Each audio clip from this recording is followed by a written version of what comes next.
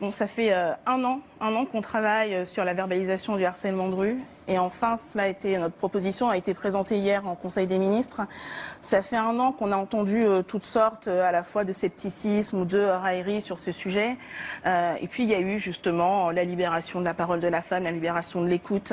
Il y a eu finalement ces hashtags qui ont préparer aussi la société à accueillir ces propositions et à finalement vouloir œuvrer un peu plus pour la sécurité des femmes dans l'espace public.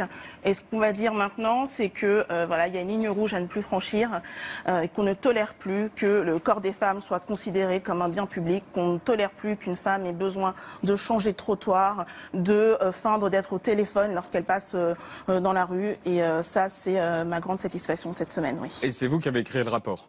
Ouais, on a été cinq parlementaires voilà, à travailler dessus et à faire des propositions.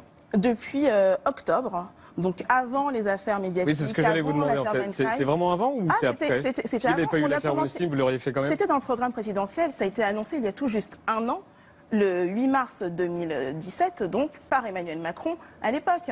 Et c'est vrai qu'à l'époque, beaucoup ont souri en se disant mais comment est-ce que cela peut être une priorité dans un programme présidentiel, la sécurité des femmes dans la rue? Eh bien oui, on le voit aujourd'hui, beaucoup de femmes le disent, le revendiquent. Il y a la libération de la parole, mais surtout la libération de l'écoute.